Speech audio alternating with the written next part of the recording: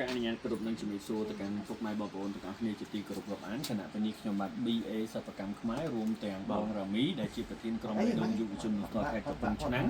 កំពុងតែមានវត្តមាននៅក្នុងភូមិស្មែតឃុំក្រាំងដីមាសស្រុករលីផ្អៀខេត្តកំពង់ឆ្នាំង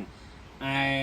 កលិកមកចាប់អារម្មណ៍លោកពូដោយសារតែជាអតីតទៅហ៊ានជើងទឹកបងណាបាទហើយបច្ចុប្បន្ននេះគឺអូបើតាមដឹងអំពីសាច់រឿងមិនដឹងថាកំសត់មែនទែនសុំដីគេនៅទេណាពូបាទបងបាទពូចង់សួរលោកពូបន្ថែមបន្តិចលោកពូឈ្មោះអីដែរសុំស្គាល់ផងបាទពូវណ្ណាម៉ែនវណ្ណាហើយមិញមកយ៉ាលីងឡូងឯទឹកភ្នែកស្មាគាត់មិនលីគាត់លីភ្នែកលីងឡូងហើយទឹកភ្នែកបាទពូឲ្យអោនលោកពូអោនលោកពូអោនតិចសុំពីម៉ៃសំលេងមិនសំលេងតិចលោកពូទៅប្រុងបាទលោកពូវណ្ណាជាអតីតនៃតាហ៊ានជើងទឹកចង់សួរលោកពូបញ្ជាក់បន្ថែមអញ្ចឹងបច្ចុប្បន្ននេះសូមដីគេនៅទេលោកនេះសូមដីគេនៅទេហើយឮតែមានជំងឺប្រចាំកាយទៀតកើតអីដែរឈឺអីដែរលោកពូកើតអីដែរឈឺអីដែរអ្នកមីងអាចនិយាយបន្តិចបានទេគីឡូលោកពូគាត់បងគាត់កើតកូវីដបងដល់ពេលកើតកូវីដគាត់ដួលបាក់ជើងហើយស្លាប់មកជារៀងខ្លួននេះលើកអីហូបបាក់អត់ទេខ្ញុំទៅចុករងថ្ងៃហ្នឹងអ្នកមីងបញ្ចុកបាយចាហើយឮថាថ្ងៃមុនមិនអ្នកមីងទៅណាហើយមកគេហៅទៅយកពងទាគេហៅទៅយកពងទានៅផ្សារដល់ពេលមកដល់នេះប្តីចុកពីលើក្រែទៅលូនកន្លែងនោះមិនចុះធ្លាក់ត្មងធ្លាក់លើក្រែចាដោយសារគាត់កើតជំងឺស្លាប់មកជំនាញខ្លួនគាត់បជាខ្លួនឯងអត់បានទេហ្នឹងហើយគាត់វិញទៀតហើយនៅស្នាមឃើញឆែកពីលើនៅស្នាម9កន្លែងទីធ្លាក់លើក្រែថ្ងៃមុនណាបងប្អូនយើងហើយចង់សួរអ្នកមីងបន្ថែមបន្តិចទៀតបន្ទាប់ពីគាត់កើតជំងឺ Covid 3 ដងនៅក្នុងពេលកំឡុងពេល Covid នោះហើយមិនទៀតគាត់ឈឺស្លាប់មកចំហៀងខ្លួនមានអីផ្សេងពីនឹងទៀតអត់គាត់លើឡើងឈាមបងដល់ពេលឡើងឈាមទៅដល់ពេលហើយគាត់ដួលម្ដងទៀតទៅមកចំហៀងខ្លួនហ្នឹងលើកដៃអត់រួចអញ្ចឹងណាបាទដល់ពេលលើកដៃអត់រួចដល់ពេលហើយជើងហ្នឹងក៏វាហើមជើងបាក់នេះជើងបាក់កន្លែងតំណនេះទៀតបាក់ពីអង្កលបាក់ចាប់តាមចាប់បាក់ពេលកូវីដហ្នឹងដែរចាប់ជើងបាក់នេះកន្លែងតំណជើងជើងបាក់ហើយអូបាក់មែនអត់អីមីងអត់អីតាមសម្រួលចុះបាទតោះឥឡូវចង់សួរអ្នកមីងបន្ថែមចុះកូនចៅគេអត់មើលយើងទេអត់មានទេបងអត់មានកូនចៅទេមានតែពីរនាក់ប្តីប្រពន្ធហ្នឹងហើយអត់មានផ្ទះមានដីនៅទៀតសុំដីប្អូននៅហើយរងថ្ងៃហ្នឹងគោរុងអីមើលពេលមិនភ្លៀងឡើងហូរទឹកពីលើតបលមកទៅមិនរៀងបានខ្ញុំបានអត់ដីអូប្តីចុកឡើងជីវិតហ្នឹងចឹងរងថ្ងៃនៅតែមួយក្រែហ្នឹងទេពីអ្នកប្តីប្រពន្ធទៅចុះបាយទឹកអីនំចំណីអីធ្វើម៉េចឥឡូវបាយទឹកបានពីណាហូបពីណីបើរោអត់បានអញ្ចឹងក៏ទៅបន្តិចបន្តួចប្អូនចេះតែផ្ដល់ឲ្យដូចថា2គីឡូ3គីឡូអីអញ្ចឹងមកទៅគេឲ្យអង្គអូនទៅដូចគាត់មកពុតថ្នាក់មិនស្រួលដាក់មក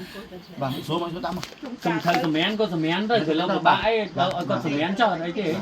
បាទដូចគាត់ថាក្រោយបាទជុំការទៅបងប្អូនកូនក្មួយទៅជុំការទៅឲ្យលុយ10000 20000មកទៅទិញថ្នាំផងទិញម្ហូបផងចឹងណាបាទអូហើយចុះមិញមានមុខរបរអីដែរអត់ដល់ថ្ងៃខ្ញុំអត់មានទេបងពូអីខ្ញុំមើលតគាត់ទេនៅមើលថែគាត់ចាគាត់ទៅណាមកផ្លែតហ្នឹងមកវិញចុះដីចុះអីវាអញ្ចឹងណាគាត់វិញផងថ្ងៃមុនវាប្រឡាក់ផុកប្រឡាក់អីវិញដែរចាគាត់វិញអូវិញទៀតជីវិតហើយអតីតហើយហ៊ានពីអ្នកប្តីប្រពន្ធនឹងគាត់សំដីគេនៅហើយផ្ទះនេះតាមមីងរៀបរាប់មិញឲ្យតែភ្លៀងគឺអត់បានសម្រាប់ទេឲ្យតែភ្លៀងដល់លិចមកហើយដល់អូប្តីតលិចតកើចឹងទៅតែអត់លិចអញ្ចឹងទៅអូប្តីតដាក់កន្លែងទៅនឹងទៅវាបាក់មែនដំណឹងដែលលោកពូហើយនឹងអ្នកមីងមានការលំបាកទាំងអស់ហ្នឹងគឺខាងបងប្អូនយើងអ្នកចិត្តខាងគាត់បានប្រាប់ព័ត៌មានហ្នឹងទៅកាន់បងរ៉ាមីប្រធានក្រុមបេះដូងយុវជននៅខេត្តកំពង់ឆ្នាំងបងរ៉ាមីក៏គាត់បានប្រាប់មកកាន់ខ្ញុំហើយយើងក៏បានរួមគ្នាដាក់សំណើស្នើទៅកាន់ក្រុមហ៊ុន Night Pepper ដែលជាក្រុមហ៊ុនយីហោខាត់ទឹកនោមប៉ៅបាទបងហេងគ្រីដែលជាស្ថាបនិកជាអគ្គនាយក បងក៏មានសេចក្តីអាណិតអាសូរហើយបងក៏មិនមានអីច្រើនក្នុងការជួយគឺមានតែការចូលរួមចំណែកជួយដោះមកគ្រាទេចឹងមានដូចឃើញជាក់ស្ដែងហើយមានអង្គ50គីឡូមានទឹកសុទ្ធមានមីមានទឹកត្រីមានទឹកស៊ីអ៊ីវមានគ្រឿងទេសមួយឈុតមានសាច់ក្រកស្ករអំបិលប៊ីចេងហើយនឹងជំរាបថវិកាមួយចំនួនទៀតហើយបើតាមដឹងបងរមីថាមានបងប្អូនយើងផ្សេងទៀតគាត់ចូលរួមដែរណាគាត់ចូលរួមជាថវិកាបានមួយចំនួនទៀតដែរបាទអញ្ចឹងហើយគឺអរគុណខ្លាំងណាស់ទៅកាន់បងហេងគ្រីអគ្គនាយកនៃក្រុមហ៊ុនប៉ាវកម្ពុជាដែលជាក្រុមហ៊ុនខោទំនោនដែលលោកមានចិត្តជួយទៅកាន់អ្នកដែលគាត់កំពុងតែទីតលក្រហើយគាត់ជួយច្រើនមែនទែនណាតាមរយៈ BA សិប្បកម្មខ្មែរតាមរយៈបងរ៉ាមីកន្លងមកជាមួយខ្ញុំផ្ទាល់ជាមួយវិរៈកងទ័ពជាមួយចាស់ជរាជាមួយក្មេងៗតាមសាលារៀនតាមមន្ទីរពេទ្យអីអូនិយាយរួមមិនងាយមានក្រុមហ៊ុនកូនខ្មែរដែលមានបេះដូងដូចគាត់ទេយើងមិនមែនប្រម៉ូទអីទេប៉ុន្តែជាក់ស្ដែងអញ្ចឹងមែនណាបងប្អូនចាយថវិកាអស់ច្រើនមែនតែនប៉ុន្តែគាត់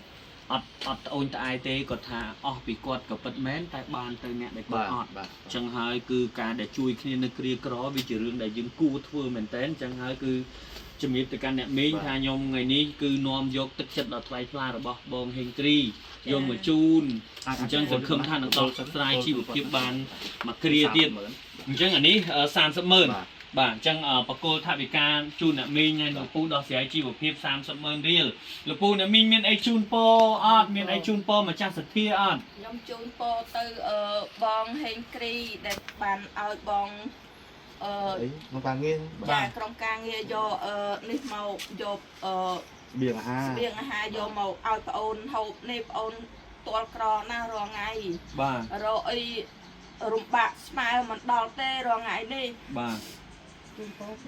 អរគុណណាស់បងឲ្យបងហេងគ្រីឲ្យបងសុខភាពល្អរស់ស៊ីមានបានតិចប្រជុំទៅទីណាកន្លែងណាសុខសប្បាយរហូតទាំងក្រុមគ្រួសារទាំងអស់ទាំងបងក្រុមការងារទាំងអស់សាធុបងរមីបច្ច័យនេះមានបងប្អូនយើងណាផ្សេងទៀតទេដែលគាត់ជាម្ចាស់សទ្ធាអីប៉ុណ្ណឹងបងបាទ